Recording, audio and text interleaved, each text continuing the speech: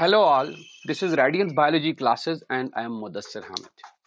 In the last video, we discussed about the amplification of the desired gene, the amplification of the fragment of DNA with the help of a technique. The technique is known as polymerase chain reaction.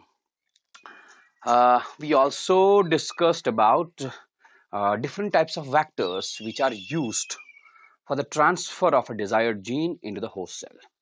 आज के video में हम बात करेंगे the mechanism behind the introduction of the desired gene into the host cell. कैसे हम एक isolate किया हुआ डिजायर्ड जीन जिसको हमने आइसोलेट किया है with the help of a particular restriction endonuclease, कैसे हम इस डिजायर्ड जीन को होस्ट सेल के अंदर इंट्रोड्यूस कर सकते हैं, इसके बारे में हम आज थोड़ा सा बात करेंगे। राइट, मैं आपको बता दूं कि हम एक होस्ट सेल के अंदर डिजायर्ड जीन इंट्रोड्यूस कर सकते हैं दो मैकेनिज्म से, दो मेथड से। One with the help of a vector, suitable vector, and another without the help of vector. मतलब अगर हम with the use of the vector करेंगे तो वो हुआ vector mediated transfer of the gene into the host cell. लेकिन हमारे पास मेथड्स हैं जिनमें हम डिजायर्ड जीन को होस्ट सेल के अंदर इंट्रोड्यूस करेंगे without the use of a vector, directly, उसको हम डायरेक्ट जीन ट्रांसफर बोलेंगे। राइट, सो आज हम बात करेंगे फिलहाल vector mediated transfer of the desired gene into the host cell. तो करना क्या है, हमने पिछले वीडियो में देखा हुआ है, हमने डिजायर्ड जीन को आइसोलेट, पिछले वीडियोस में हमने देखा, एक्सप्लेन किया, हमने डिजायर्ड जीन को हमने आइसोलेट किया हुआ है।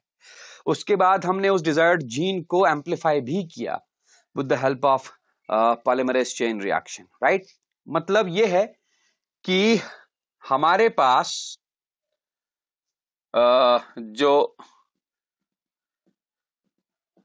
अभी मौजूद जो सैंपल है, डीएनए सैंपल है, it contains desired gene, lots and lots of fragments of desired gene.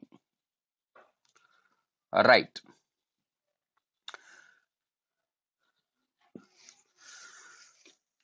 हम एक काम करेंगे, यहां पर हम एग्जाम्पल देंगे introduction of the desired gene into the host cell with the help of a plasmid. Right, we will focus on the function, the role of the plasmid into the role of the plasmid in the transfer of the desired gene into the host cells. Right, so let me do one thing, is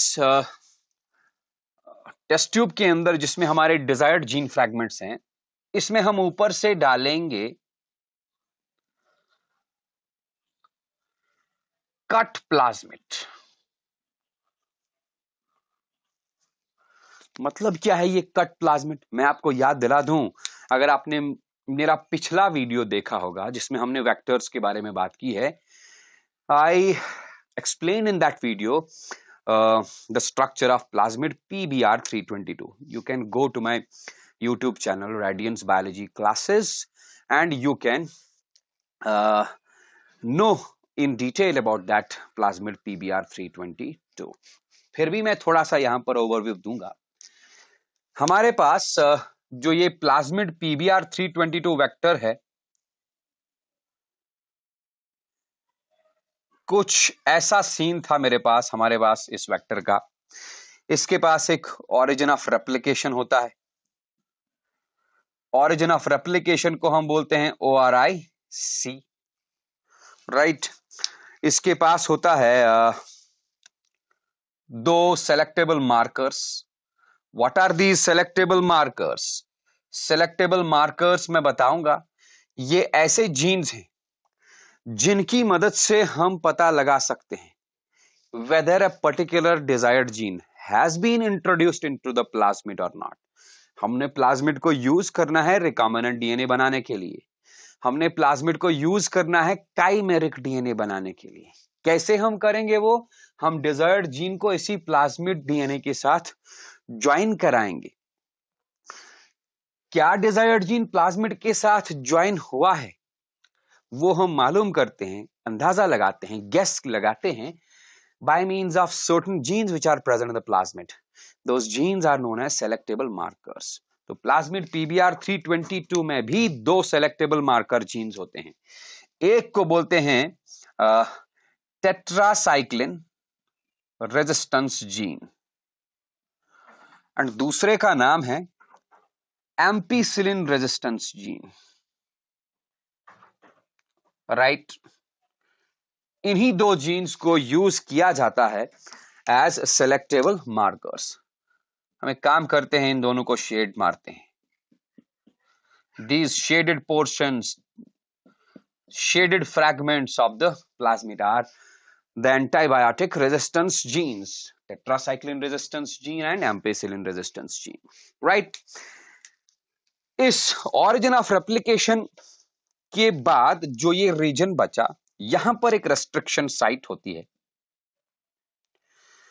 The restriction site is known as PVU second। मतलब यहां पर मैं इस plasmid को काट सकता हूं with the help of restriction endonuclease PVU second. यहां पर रेस्ट्रिक्शन साइट होती है टेट्रासाइक्लिन रेजिस्टेंस जीन में। दो रेस्ट्रिक्शन साइट्स होती है, एक BAMH1 और दूसरा भी है, that second one is SAL1। Similarly ampicillin resistance gene में दो रेस्ट्रिक्शन साइट्स हैं, one is PVU first and another one is PST1।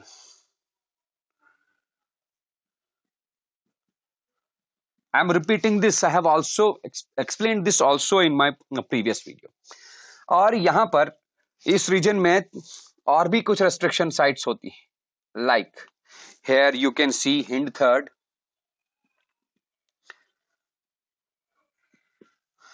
then you can see CLA1,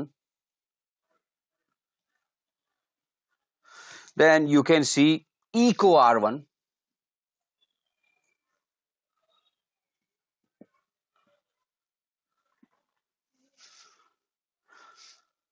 yes, this is the structure of PBr322।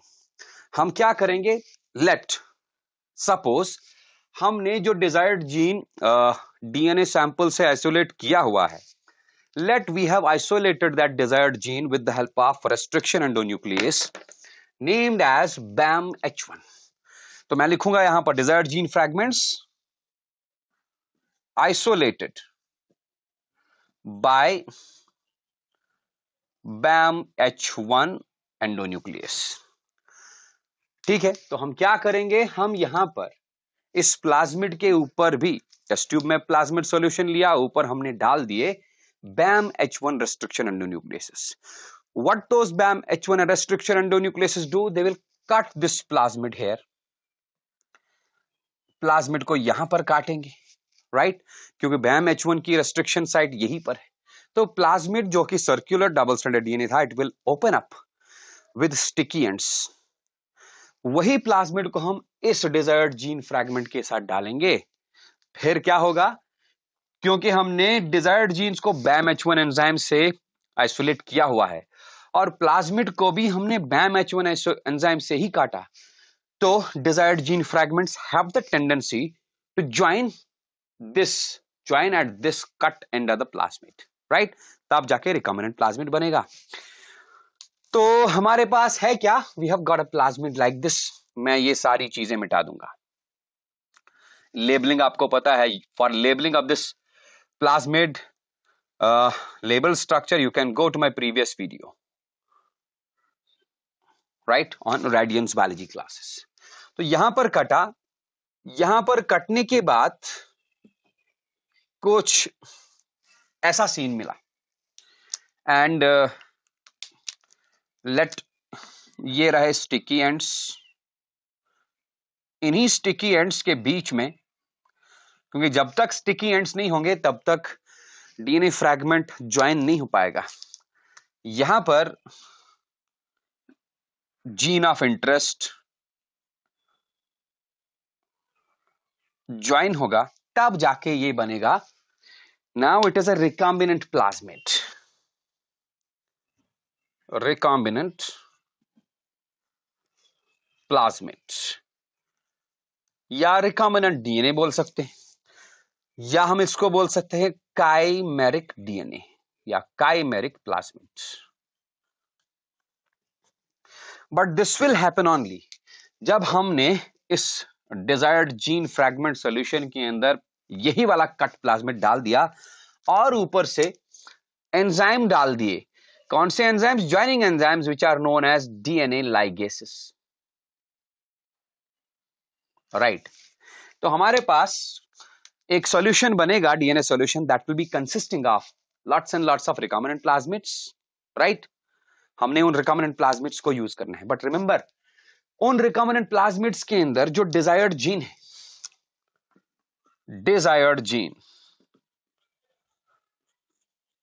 Desired gene introduce हुआ है कहां पर? यहां पर कौन सा जीन था? Tetracycline resistance gene. मतलब कहने का यह है कि ये एम्पेसिलिन रेजिस्टेंस जीन जो है, this one, it is ampicillin resistance gene. Ampicillin resistance gene अभी भी इस प्लाज्मिड में फंक्शनल है। Ampicillin resistance gene enables this plasmid to survive the antibiotic medium. Which medium? Ampicillin medium. मतलब अगर इस प्लाज्मिड को मैं एम्पेसिलिन मीडियम में डाल दूंगा, ये प्लाज्मिड एम्पेसिलिन मीडियम में जिंदा रहेगा क्योंकि इसके पास एम्पेसिलिन रेजिस्टेंस जीन अभी भी इंटैक्ट है। लेकिन अगर हम इसी प्लाज्मिड को टेट्रासाइक्लिन मीडियम के साथ ट्रीट करेंगे, इसके पास जो टेट्रासाइक्लिन रेजिस्टेंस जीन था वो अब फंक्शनल नहीं रहा। क्यों नहीं रहा फंक्शनल? क्योंकि उसके अंदर हमने डाला हुआ है डिजायर्ड जीन को। This gene has been cut out, this gene has been mutated. Therefore ये प्लाज्मिड टेट्रासाइक्लिन मीडियम के अंदर सर्वाइव नहीं कर पाएगा। ऑलराइट, इसकी इस एबिलिटी को to survive in the ampicillin medium and not to survive in the tetracycline medium, इसी एबिलिटी को यूज कर सकते हैं, हम करते हैं to isolate the transformed bacterial cells from non transformed bacterial cells. मैं इसको अच्छे से एक्सप्लेन करूंगा। Let me rub this. So after some time हमारे पास जो डीएनए सॉल्यूशन आएगा, this DNA solution will be consisting of recombinant plasmids. Okay, इसके अंदर रिकॉम्बिनेंट प्लाज्मिड्स हैं। और कौन से रिकॉम्बिनेंट प्लाज्मिड्स? जिनके अंदर desired gene introduced into tetracycline resistance gene. Right, अब क्या करेंगे? हम इस पूरे के पूरे डीएनए सॉल्यूशन को एक बैक्टीरियल सेल सॉल्यूशन के अंदर डालेंगे।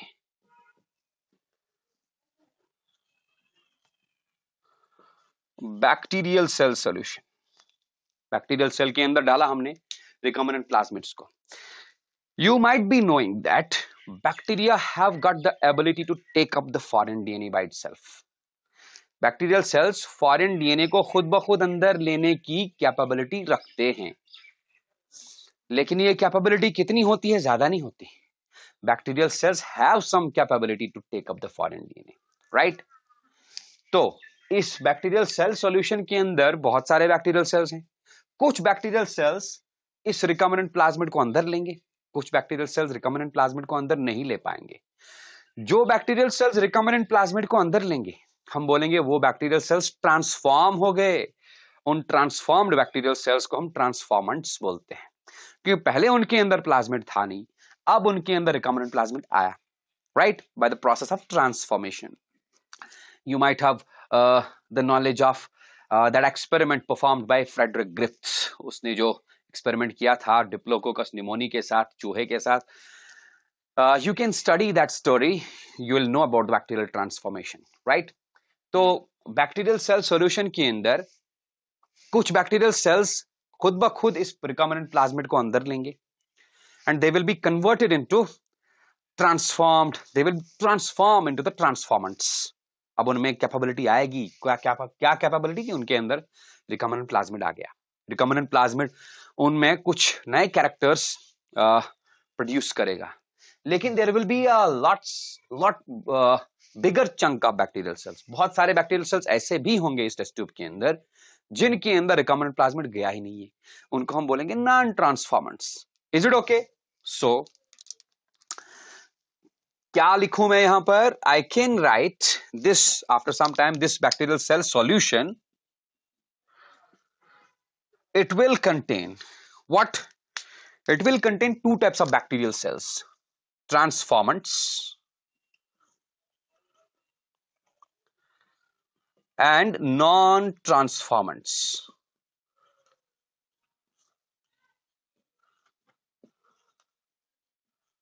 ट्रांसफॉर्मेंट्स के अंदर रिकॉम्बिनेंट प्लाज्मिड आया हुआ होगा और नॉन ट्रांसफॉर्मेंट्स के अंदर रिकॉम्बिनेंट प्लाज्मिड आया नहीं। अब हमको करना क्या है? हमको इस बैक्टीरियल सेल सॉल्यूशन से ट्रांसफॉर्मेंट्स को अलग करना है नॉन ट्रांसफॉर्मेंट्स से। Okay, for that separation of transformants from non transformants हम यूज करते हैं अगरोस प्लेटिंग एक्सपेरिमेंट। अगरोस प्लेट्स हम बनाते हैं लाइक दिस। लैबोरेटरी में एक अगार प्लेट बनाया, this is an agar plate, petri plate, petri dish है। इस पेट्री प्लेट के अंदर अगार सॉल्यूशन या अगार जेल रख दिया। इस अगार जेल में हमने डाल दिया ampicillin medium.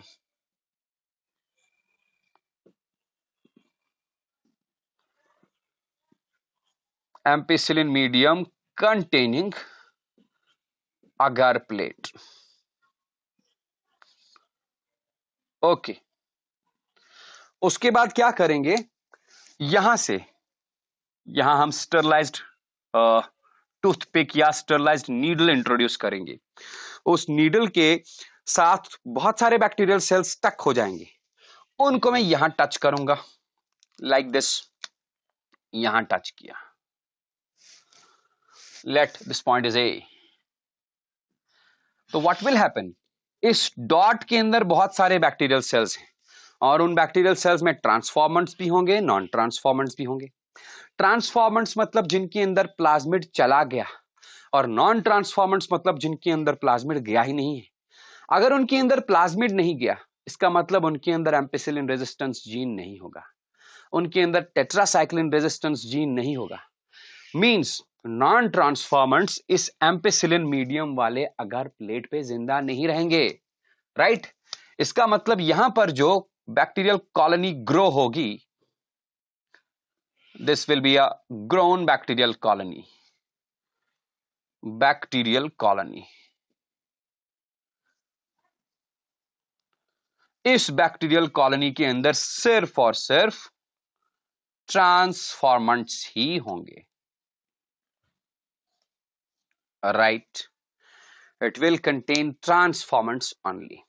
Is it okay? अच्छा जी, अब हम क्या करेंगे?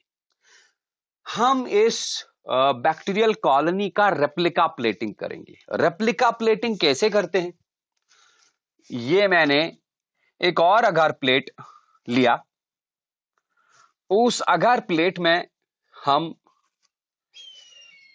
फिर से एम्पिसिलिन मीडियम ही रखेंगे। अगेन एन अगार प्लेट, फिर से मैंने एम्पिसिलिन मीडियम रखा। क्यों? क्योंकि इस कॉलोनी का साइज बड़ा नहीं होगा। वाई? क्योंकि इसके अंदर बहुत सारे नॉन ट्रांसफॉर्मेंट बैक्टीरियल सेल्स थे, वो मर चुके हैं, राइट? इसलिए कॉलोनी बड़ी हो चुकी होगी लेकिन उतना बड़ा साइज नहीं होगा, अभी भी इसके अंदर बैक्टीरिया कम ही है। Is it okay? हम क्या करेंगे? फिर से यहां पर एम्पिसिलिन मीडियम वाला अगार प्लेट रखेंगे इस कॉलोनी का साइज इंक्रीज कराने के लिए, राइट? फिर से मैं इसके ऊपर स्टरलाइज्ड टूथपिक टच करूंगा, then we will touch that sterilised toothpick here. What will happen after some time? Ampicillin containing agar medium favors the growth of this colony, क्योंकि इसके अंदर सिर्फ और सिर्फ ट्रांसफॉर्मेंट्स ही हैं, right? Colony consisting of only transformants. अब यहां पर नॉन ट्रांसफॉर्मेंट्स होने का कोई चांस नहीं, क्योंकि वो पहले ही अगर प्लेट में एलिमिनेट हो चुके हैं। नाउ रेप्लिका प्लेटिंग कैसे करेंगे हम? हम एक स्टरलाइज्ड वेलवेट क्लॉथ लाएंगे। वो स्टरलाइज्ड वेलवेट क्लॉथ में इस प्लेट के ऊपर हल्का सा टच करूंगा। जब ये वेलवेट क्लॉथ हम उठाएंगे तो जहां पर उस स्टरलाइज्ड वेलवेट क्लॉथ में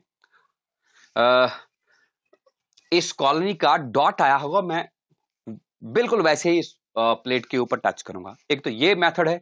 दूसरा सीधा वो लाया हमने स्टरलाइज्ड टूथपिक, वो स्टरलाइज्ड टूथपिक यहां टच करके फिर यहां टच किया, वैसे भी कर सकते हैं। दो तरीके, राइट।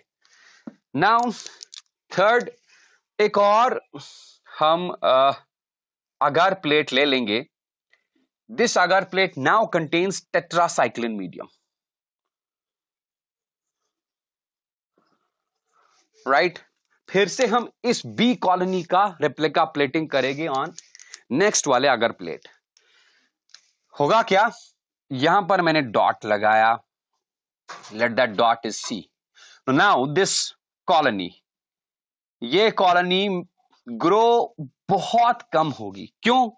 क्योंकि ये कॉलोनी में जितने भी बैक्टीरिया हैं वो सारे क्या है, ट्रांसफॉर्मेंट्स। और ट्रांसफॉर्मेंट्स में रिकॉम्बिनेंट प्लाज्मिड आ चुका है, and that recombinant plasmid contains desired gene. किसके अंदर? डिजायर्ड जीन आ चुका था टेट्रासाइक्लिन रेजिस्टेंस जीन के अंदर। मतलब tetracycline resistance gene in bacterium cells, bacterial cells के अंदर नॉन फंक्शनल है। इसलिए ये बैक्टीरियल सेल्स टेट्रासाइक्लिन मीडियम में डाई हो रहे हैं, मर रहे हैं। That's why the size of the colony will tend to decrease.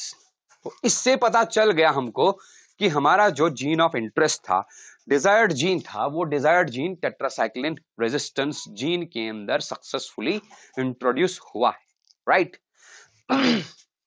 कर लिया हमने। This dying colony contains transformants only again. इसके अंदर सिर्फ ट्रांसफॉर्मेंट्स ही हैं।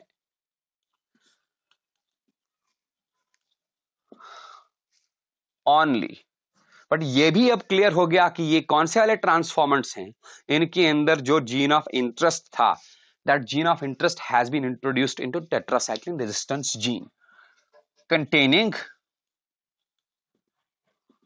non-functional, yes, non-functional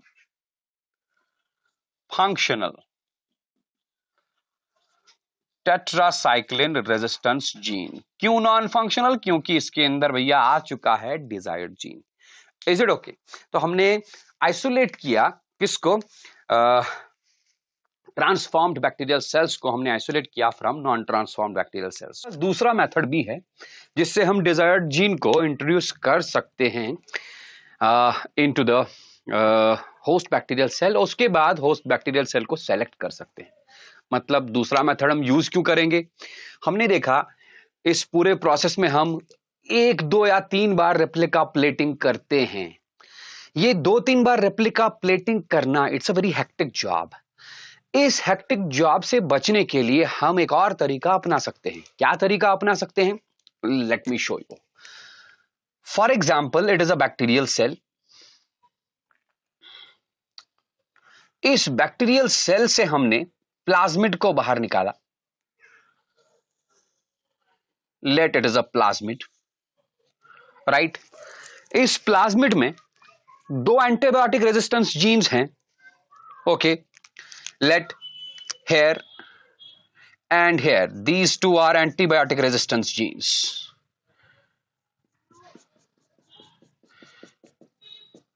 Okay, let here is an origin of replication. ये रहा origin of replication, जिसको हम ORIC बोलते हैं।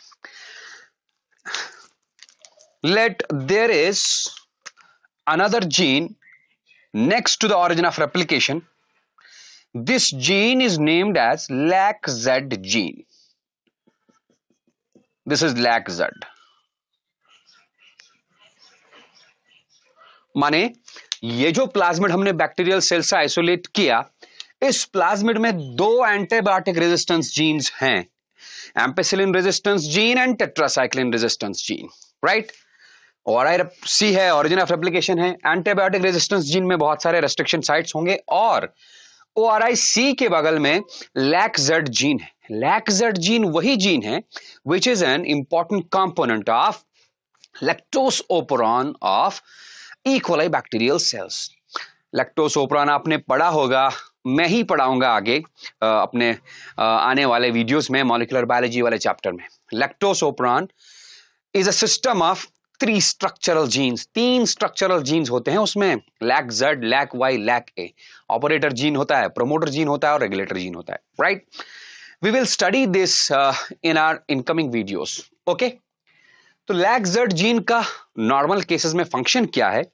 Lack Z gene is responsible for the production of beta galactosidase enzyme. Lac Z gene express होके beta galactosidase enzyme बनाएगा इस bacterial cell के अंदर. हमने किया क्या? बैक्टीरियल सेल से ये प्लाज्मिड आइसोलेट किया, राइट. और इस प्लाज्मिड के अंदर लैक्जेड जीन है. ऑलरेडी लैक्जेड जीन है या हमने इंट्रोड्यूस किया? ओके, एक ही बात है. अब देखिए, इस लैक्जेड जीन के अंदर भी रेस्ट्रिक्शन साइट होगी. मान लो यहां पर एक रेस्ट्रिक्शन साइट है. Let the name of this restriction site is, let it is BAMH1. हम क्या करेंगे? हम इस प्लाज्मिड के एंटीबायोटिक रेजिस्टेंस जीन्स को यूज ही नहीं करेंगे एज सेलेक्टेबल मार्कर्स. मैंने फिर से सेलेक्टेबल मार्कर बोला.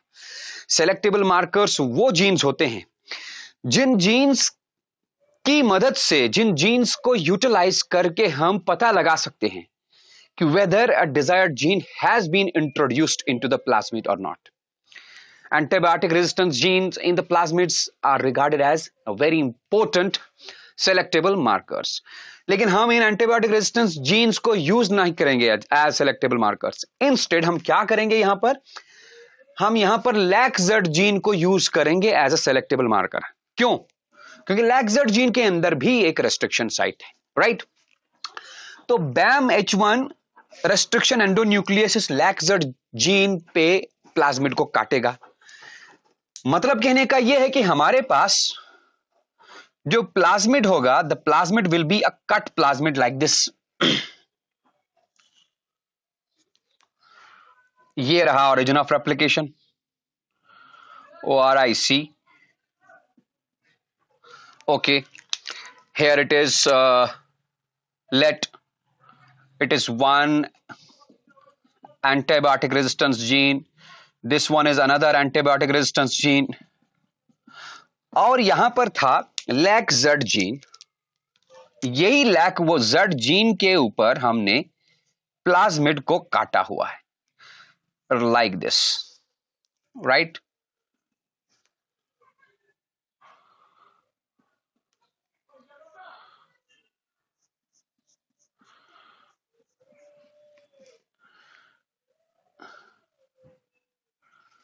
ये लो भाई, this is a cut plasmid which has been cut in the middle of the laczed gene, right. अब हम क्या करेंगे? ऐसे ही प्लाज्मिड को हम टेस्ट ट्यूब में ले लेंगे, हाँ, और उस टेस्ट ट्यूब के ऊपर, ये मैंने टेस्ट ट्यूब में लिया, ये प्लाज्मिड, कट प्लाज्मिड, और इस टेस्ट ट्यूब के ऊपर हम डालेंगे डिजायर्ड जीन. टेस्ट ट्यूब के अंदर हमने डिजायर्ड डीएनए फ्रैगमेंट डाले, राइट. तो होगा क्या? कुछ डिजायर्ड जीन्स यहां पर ज्वाइन हो जाएंगे with the help of enzymes. Again those enzymes are known as DNA ligases, right. तो इस टेस्ट ट्यूब के अंदर जो सॉल्यूशन है, solution contains these cut plasmids. बहुत सारे कट प्लाज्मिड्स हैं, राइट. हमने ऊपर से क्या डाला? डीएनए लाइगेसेस डाले, और डिजायर्ड जीन जो हमने आइसोलेट किया हुआ है, वी हैव आइसोलेटेड, आपने हमारे पिछले वाले वीडियोस में देखा होगा. डिजायर्ड जीन फ्रैगमेंट्स भी हमने इस सॉल्यूशन के अंदर डाले. अब होगा क्या? मकसद क्या है हमारा? डीएनए लाइगेसेस इस डिजायर्ड जीन फ्रैगमेंट को जोड़ेगा यहां पर जहां पर ये प्लाज्मिड कटा हुआ है. लेकिन this desired gene may gate introduced here, it may not gate introduced here. कहने का मतलब यह है कि हमारे पास कुछ टाइम के बाद इस सॉल्यूशन के अंदर 2 तरह के प्लाज्मिड्स होंगे. एक जिसको हम बोलेंगे रिकॉम्बिनेंट प्लाज्मिड, और दूसरा which is a non recombinant plasmid, right. इसका मतलब After this, we'll be having a solution containing two types of plasmids. इसके अंदर रिकॉम्बिनेंट प्लाज्मिड्स भी होंगे और नॉन रिकॉम्बिनेंट प्लाज्मिड्स भी होंगे. राइट मतलब कहने का यह है कि इस कट प्लाज्मिड की टेंडेंसी है ये वापस ज्वाइन हो सकता है, वापस क्योंकि इनके पास स्टिकी एंड्स हैं, वापस ये ज्वाइन होके वापस ये ऐसा वाला प्लाज्मिड बनाएगा. अगर ऐसा वाला प्लाज्मिड वापस बना, then lac Z gene will be functional. It will produce the beta galactosidase enzyme. लेकिन अगर वापस ये ज्वाइन ना हुआ, लेकिन इनके बीच में क्या ज्वाइन होगा? Desired gene fragment. तब हम बोलेंगे that is a recombinant plasmid. Late me show you this with the help of a diagram. अगर रिकॉम्बिनेंट प्लाज्मिड हुआ तो रिकॉम्बिनेंट प्लाज्मिड कुछ इस तरह होगा. ये रहा antibiotic resistance genes. Here let it is origin of replication. These are two antibiotic resistance genes. हमने एंटीबायोटिक रेजिस्टेंस जीन्स को सेलेक्टेबल मार्कर के तौर पर इस्तेमाल किया ही नहीं. राइट ये रहा यहां पर लैक-Z जीन, और यही लैक-Z जीन इसी को हमने यूज किया था एज अ सेलेक्टेबल मार्कर. क्योंकि लैक-Z जीन ही कटा हुआ था by means of a particular restriction endonuclease, इसलिए desired gene fragment यहां पर अटैच हुआ होगा with the help of enzyme DNA ligase. This is the desired gene. Okay, ये वाला जो प्लाज्मिड बना, इस प्लाज्मिड में desired gene इंट्रोड्यूस हुआ है कहां पर? लैक-Z जीन के अंदर. This type of plasmid is a recombinant plasmid. It is a recombinant plasmid. लेकिन अगर नॉन रिकॉम्बिनेंट प्लाज्मिड हुआ तो नॉन रिकॉम्बिनेंट प्लाज्मिड के अंदर ऐसा सीन होगा. ये रहा एंटीबायोटिक रेजिस्टेंस जीन, ये रहा antibiotic resistance gene. Here it is origin of replication, and here it is functional lैक-Z gene. This is a non-recombinant plasmid. मतलब कहने का यह है कि हमारे सॉल्यूशन के अंदर दो तरह के प्लाज्मिड्स होंगे, recombinant plasmids and non recombinant plasmids. Okay, अब हम क्या करेंगे? अब हम इसी सॉल्यूशन के अंदर बैक्टीरियल सॉल्यूशन डाल देंगे, बैक्टीरियल सेल्स डाल देंगे. लेकिन कौन से बैक्टीरियल सेल्स? ये वो वाले बैक्टीरियल सेल्स होंगे जिनके पास लैक-Z जीन होगा, but lac Z gene in them is mutated.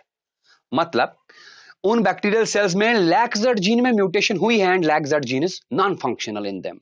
Right, let me show you this with the help of a diagram again. तो हमारे पास जो सॉल्यूशन है, उस सॉल्यूशन के अंदर मैं ये लेट ब्लू से बनाऊंगा. ये हमारे पास बैक्टीरियल सॉल्यूशन है, सॉल्यूशन ऑफ बैक्टीरियल सेल्स,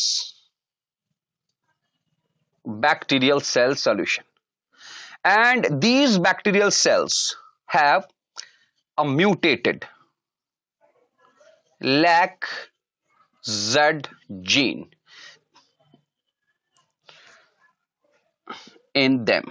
इनके पास लैक-Z जीन है, but that lac Z gene is mutated. इसका मतलब ये हुआ इनका लैक-Z जीन जो है that is unable to produce what? Beta galactosidase enzyme. Right, अब हमने किया क्या? हमने ये किया, हमने इस रिकॉम्बिनेंट प्लाज्मिड को लाया, रिकॉम्बिनेंट प्लाज्मिड्स को लाया. राइट, रिकॉम्बिनेंट प्लाज्मिड को मतलब हमने इस सॉल्यूशन को लाया, दिस सॉल्यूशन. एक मिनट, ये जो सॉल्यूशन है हमारे पास, ये सॉल्यूशन हमने लाया और इस सॉल्यूशन को हमने यहां डाला। इस सॉल्यूशन में दोनों चीजें हैं, recombinant plasmids plus non recombinant plasmids. तो what these bacterial cells do, ये क्या करेंगे आपको अगेन मैं बताऊंगा। Bacterial cells have got the capability to take up the foreign DNA, right? This process of bacterial cells to take up the foreign DNA and get converted into another strain, the process is known as bacterial transformation. मतलब कहने का ये है कि ये plasmids bacterial cells के अंदर जाएंगे, राइट? मतलब हमारा कहने का ये है कि जो हमारे पास कुछ टाइम के बाद बैक्टीरियल सेल सॉल्यूशन होगा like this. Again, it is a bacterial cell solution, and this bacterial cell solution will be now consisting of transformants. इसके अंदर transformed bacterial cells होंगे, transformed bacterial cells. अब आप बोलोगे सर ये plasmids recombinant as well as non recombinant plasmids bacterial cells के अंदर जा भी सकते हैं, नहीं भी जा सकते। क्यों? क्योंकि मैंने पिछले वीडियो में ही बताया हुआ है, या मैं आपको आज भी बताऊंगा कि जो बैक्टीरियल सेल्स हैं ये इन प्लाज्मिड्स को अंदर ले भी सकते हैं, नहीं भी ले सकते। या बैक्टीरियल सेल्स की capability to take up the foreign DNA ये 100% नहीं होती। बैक्टीरियल सेल्स के अंदर फॉरेन डीएनए जाना it is a very low percentage. शायद approximately the bacterial cells have got the competence of about 21% to take up this foreign DNA. हाँ, एक और पॉइंट मैं यहां बताना चाहूंगा, जो बैक्टीरियल सेल्स इस प्लाज्मिड को अंदर लेंगे, मैं बोलूंगा those bacterial cells are competent, उनकी कंपिटेंसी है फॉरेन डीएनए को अंदर लेने की। लेकिन ये कंपिटेंसी 100% नहीं होती, कंपिटेंसी कम होती है। Some books say that the competency is 30%, some say 25%, some say 35%. अब देखो, क्योंकि बैक्टीरियल सेल्स के फॉरेन डीएनए अंदर लेने की, मतलब रिकॉम्बिनेंट प्लाज्मिड अंदर लेने की और नॉन रिकॉम्बिनेंट प्लाज्मिड अंदर लेने की कैपेबिलिटी 100% नहीं है, कम ही है।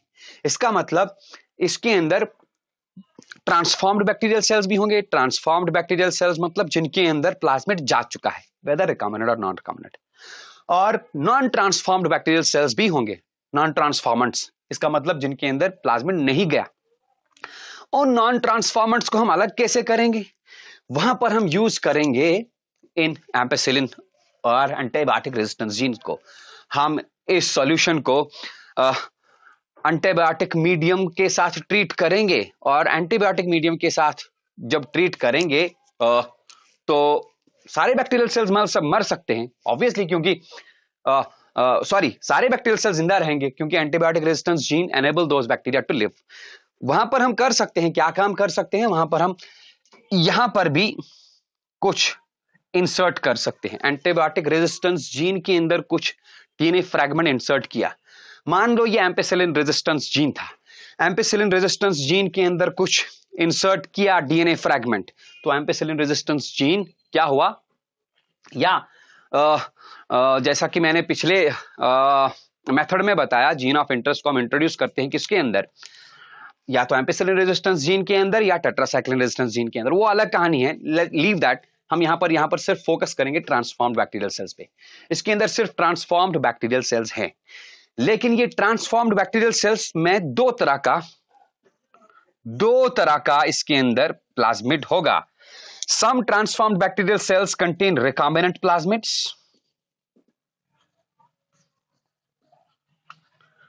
and some transformed bacterial cells contain non-recombinant plasmids. Right? अब मान लो कि हमने ट्रांसफॉर्म्ड बैक्टीरियल सेल्स को नॉन ट्रांसफॉर्म्ड बैक्टीरियल सेल्स से पहले ही सेपरेट किया हुआ है। That's a separate story, leave that, लंबा हो जाएगा नहीं तो। हम उस स्टोरी को पहले ही पढ़ चुके हैं, कैसे हम करते हैं उसको, राइट? तो हमारे पास इस सॉल्यूशन में अब क्या आ गया? Transformed bacterial cells, but the transformed bacterial cells contain recombinant plasmids and some contain non recombinant plasmids. जिनके अंदर रिकॉम्बिनेंट प्लाज्मिड है उनके अंदर का लैक्सड जीन नॉन फंक्शनल हुआ है, राइट। अभी मैंने कहा अगर रिकॉम्बिनेंट प्लाज्मिड है तो इसका मतलब डिजायर्ड जीन लैक्सड जीन के अंदर इंट्रोड्यूस हुआ है, तो लैक्सड जीन नॉन फंक्शनल। जिनके अंदर नॉन रिकॉम्बिनेंट प्लाज्मिड है, मतलब डिजायर्ड जीन एंटर ही नहीं हुआ है, उनके अंदर लैक्सड जीन फंक्शनल होगा। Is it okay? नाउ अब हम बनाएंगे एक agar plate. Let's prepare an agar plate. This is an agar plate. इस अगार प्लेट में हम एक क्रोमोजेनिक सब्सटेंस भी रखेंगे।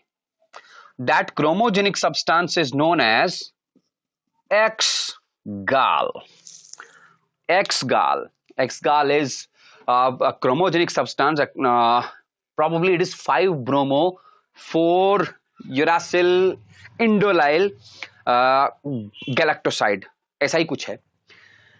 क्रोमोजेनिक सब्सटेंस है ये। What do you mean by chromogenic substance? इसका मतलब ये कलर प्रोड्यूस करने वाला सब्सटेंस है, राइट। हम क्या करेंगे, हम यहां से कुछ ड्रॉप लाएंगे, वो ड्रॉप हम यहां पर ऐड करेंगे। चलो मैं इसको ए नाम रखूंगा। स्टरलाइज्ड टूथपिक लाएंगे, स्टरलाइज्ड टूथपिक को यहां एंटर करेंगे, फिर वही स्टरलाइज्ड टूथपिक यहां टच होगी, यहां भी टच होगी। Is it okay? अब देखो एक्स-गाल की प्रॉपर्टी क्या है।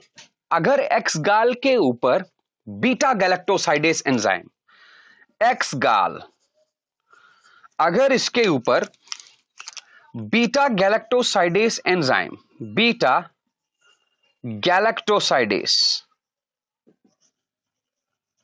एंजाइम एक्ट करेगा, this X gal will break and produces blue colour, right. आप ही बताइए, हमारे सॉल्यूशन के अंदर दो तरह के बैक्टीरियल सेल्स हैं, दो तरह के ट्रांसफॉर्म्ड बैक्टीरियल सेल्स। एक वो जिनके अंदर रिकॉम्बिनेंट प्लाज्मिड है।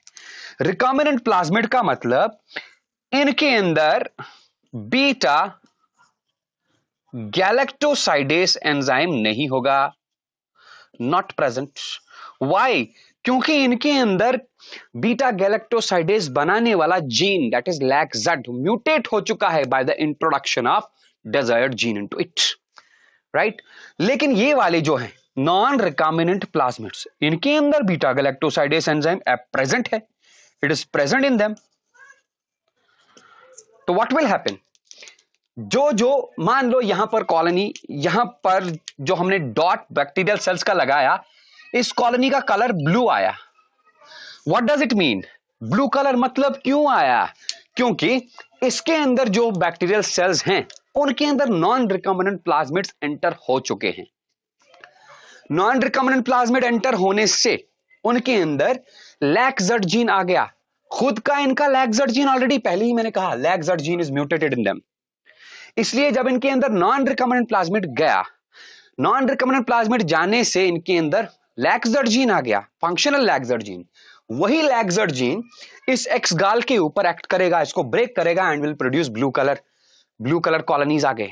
एक ही बार हमने अगार प्लेट बनाया और लेट यहां पर भी कॉलोनी ग्रो होगी। This colony is the white bacterial colony. White colony क्यों? व्हाइट कॉलोनी क्यों? इट इंडिकेट्स कि इसके अंदर रिकॉम्बिनेंट प्लाज्मिड जा चुके हैं। मतलब इस व्हाइट बैक्टीरियल सेल कॉलोनी में जितने भी बैक्टीरिया हैं उनके अंदर रिकॉम्बिनेंट प्लाज्मिड्स जा चुके हैं। रिकॉम्बिनेंट प्लाज्मिड मतलब desired gene introduced into the lac Z gene. Lac Z gene non functional हो गया, वो ट्रांसक्राइब ट्रांसलेट होगा ही नहीं, तो बीटा गैलेक्टोसाइडेस एंजाइम होगा नहीं। तो यहां के जो बैक्टीरिया होंगे उनके अंदर बीटा गैलेक्टोसाइडेस एंजाइम ही नहीं है, तो वो एक्स-गाल को ब्रेक ही नहीं कर पाएंगे, कलर नहीं दे पाएंगे, राइट। तो हमने क्या सीखा? व्हाइट कॉलोनीज, व्हाइट कॉलोनीज के अंदर रिकॉम्बिनेंट प्लाज्मिड आया है और ब्लू कॉलोनीज के अंदर नॉन रिकॉम्बिनेंट प्लाज्मिड आया हुआ है, राइट। हमने सेपरेट किया ऐसे वाले ट्रांसफॉर्म्ड बैक्टीरियल सेल्स को जिनके अंदर रिकॉम्बिनेंट प्लाज्मिड आ चुका है, फ्रॉम दोस ट्रांसफॉर्मेंट्स जिनके अंदर रिकॉम्बिनेंट प्लाज्मिड आया नहीं है, नॉन रिकॉम्बिनेंट प्लाज्मिड आया है, ठीक है। इस प्रोसेस में हमने सिर्फ एक बार अगार प्लेट बनाया। One more thing you need to remember is, एक और पॉइंट रिमेंबर याद रखने की जरूरत है, बहुत ही इंपॉर्टेंट पॉइंट है।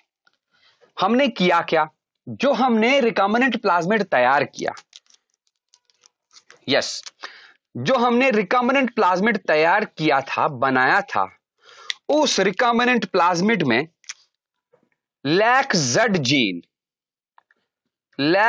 जीन के अंदर हमने फिट किया था किसको, डिजायर्ड जीन को। It was a recombinant plasmid in which desired gene was introduced into lack-Z gene. अब सोचो जरा, अगर लैक-जेड जीन के अंदर डिजायर्ड जीन नहीं आया, जैसा कि नॉन रिकॉम्बिनेंट प्लाज्मिड्स में होता है, तो लैक-जेड जीन एक्टिव है तो ये ट्रांसक्राइब और ट्रांसलेट होके क्या बनाएगा, बीटा गैलेक्टोसाइडेज। लेकिन डिजायर्ड जीन अंदर जाने से, किसके अंदर, लैक-जेड जीन के अंदर जाने से, डिजायर्ड जीन लैक-जेड जीन के अंदर जाने से लैक-जेड जीन क्या हुआ, इनएक्टिव, जैसा कि किन में होगा, रिकॉम्बिनेंट प्लाज्मिड्स में। तो क्या किया है हमने, प्रोसेस क्या किया है, हमने लैक-जेड जीन को इनएक्टिव कराया by the introduction of the desired gene into it. एक एक्टिव फंक्शनल जीन को हमने इनएक्टिव कराया by the introduction of the desired gene into it. This process in which an active gene is inactivated by the introduction of a desired gene fragment into it, the process is known as insertional inactivation. Insertional inactivation. और इस insertional inactivation process की मदद से हम recombinant transformant bacterial cells को isolate करेंगे from non recombinant transformants से, right. फिर हमने करना क्या है, इतना पार्ट अगर प्लेट से काटा, इस अगर प्लेट के इस पार्ट में सिर्फ और सिर्फ व्हाइट कॉलोनीज हैं, white bacterial colonies. Those white bacterial colonies contain recombinant plasmid, right. ये व्हाइट बैक्टीरियल कॉलोनीज क्या करेंगी, they will grow in size. Size grow होना मतलब इसके अंदर जो बैक्टीरिया है they will multiply by means of binary fission, right. अब सोचो जरा, हमारे पास डिजायर्ड जीन की भैया एक कॉपी थी, एक कॉपी डिजायर्ड जीन की। यहां पर बैक्टीरियल कॉलोनी में मिलियंस ऑफ बैक्टीरिया है, तो हर बैक्टीरियल सेल के अंदर डिजायर्ड जीन की कॉपी। एक डिजायर्ड जीन की कॉपी से हमने कितने डिजायर्ड जीन्स की कॉपीज बनाई, बहुत सारी, मिलियन कॉपीज। वो सारी कॉपीज एक दूसरे के जैसे होंगी, मतलब दे विल बी लुक-अलाइक्स। लुक-अलाइक्स को हम क्लोन्स भी बोलते हैं। इसका मतलब बाय दिस डिटेल्ड मेथड हमने किया क्या, एक डिजायर्ड जीन के बहुत सारे लुक-अलाइक्स बनाए। वो सारे लुक-अलाइक्स डिफरेंट बैक्टीरियल सेल्स के अंदर होंगे। इन्हीं लुक-अलाइक्स को हम क्लोन्स बोलते हैं, मतलब हमने डिजायर्ड जीन को क्लोन किया। Is it okay?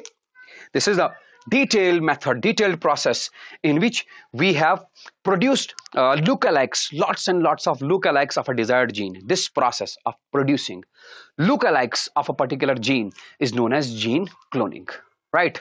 और ये बैक्टीरियल कॉलोनी जिसके अंदर इस डिजायर्ड जीन के बहुत सारे क्लोन्स होंगे, इस बैक्टीरियल कॉलोनी को हम बोलेंगे library of that particular gene या gene library. Is it okay? Yes. इसके बाद नेचुरल जीन ट्रांसफर भी मैंने पिछले वीडियो में भी कहा था। अगर आपने वो वीडियो देखा होगा मेरे YouTube channel radiance biology classes पे, तो you might have knowledge about that. Natural gene transfer मतलब होस्ट सेल के अंदर नेचुरली कोई जीन ट्रांसफर होगा, डीएनए फ्रैगमेंट होस्ट सेल के अंदर नेचुरल तरीके से जाएगा। उसका मैंने एक एग्जाम्पल दिया हुआ था। You can go to my YouTube channel and subscribe that for that video. एक बैक्टीरियम है, उस बैक्टीरियम का नाम है Agrobacterium tumefaciens. Agrobacterium tumefaciens. This Agarobacterium tumefaciens is also known as a natural genetic engineer. Natural genetic engineer. क्यों? अगरोबैक्टीरियम ट्यूमेफेशियंस के पास एक plasmid है. The plasmid is known as TI plasmid. ये काम क्या करता है? ये इस TI प्लाज्मिड को इंट्रोड्यूस कराता है खुद से. It introduces this TI plasmid into the plant cells. Agrobacterium plants को इन्फेक्ट करता है. इसका इन्फेक्शन कैसे होता है? ये अपने टीआई प्लाज्मिड को प्लांट के किसी ऑर्गन के अंदर इंट्रोड्यूस करा दिया. अब देखिए, टीआई प्लाज्मिड में ट्यूमर इंड्यूसिंग जीन्स होते हैं. ट्यूमर इंड्यूसिंग जीन्स मतलब कहने का यह है कि अगर टीआई प्लाज्मिड प्लांट के अंदर गया तो मतलब प्लांट के अंदर ट्यूमर इंड्यूसिंग जीन भी आ गया. ये ट्यूमर इंड्यूसिंग जीन इस प्लांट में क्या करता है? इसमें स्टिमुलेट करता है, stimulate the formation of a tumour. That tumour is known as crown gall. तो कुल मिला के बात यह है, अगरोबैक्टीरियम ट्यूमेफेशियंस प्लांट्स को इन्फेक्ट करता है और डिजीज क्रिएट कराता है प्लांट्स में. The disease is known as crown gall disease. Crown gall disease में होता क्या है? प्लांट के किसी ऑर्गन में जहां पर इस बैक्टीरियम ने इन्फेक्ट किया है वहां पर ट्यूमरस आउटग्रोथ बनती है. And this tumorous outgrowth is produced with the help of a gene. The gene is known as tumour inducing gene that is located in the TI plasmid. Is it okay? तो scientist ने, researchers ने किया क्या? इन्होंने agrobacterium की इस natural genetic transfer की ability को यूज किया.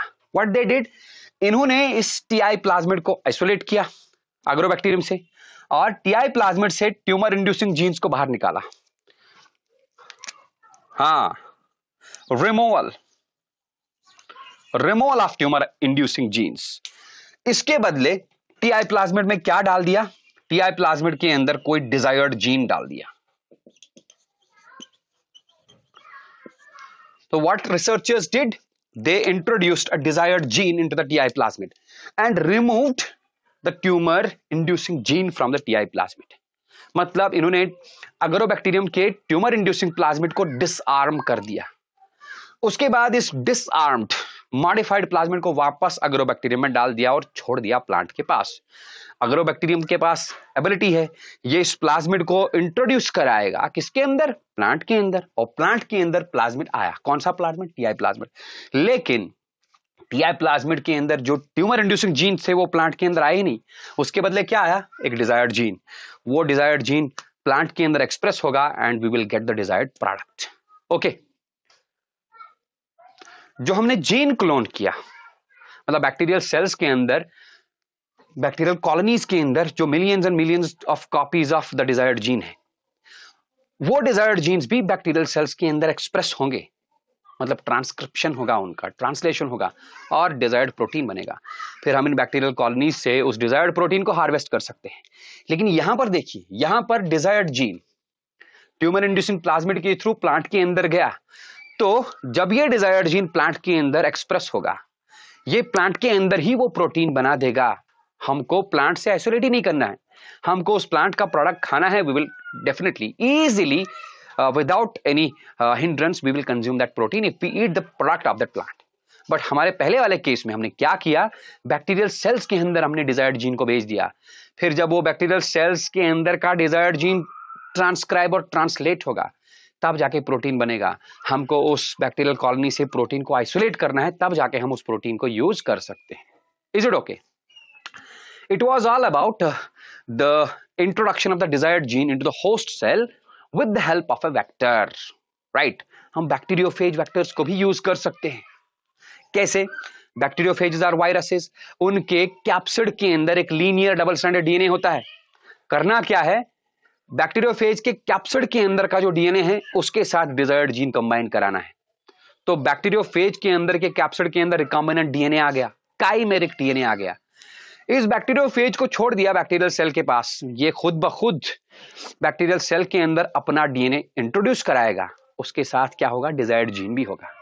This process in which bacteriophage transports the desired gene into the host bacterial cell, या एक ऐसी प्रोसेस जिससे हमने डिजायर्ड जीन को होस्ट बैक्टीरियल सेल के अंदर पहुंचाया, through which agency, through the agency of the bacteriophage. इस प्रोसेस को हम ट्रांसडक्शन बोलते हैं।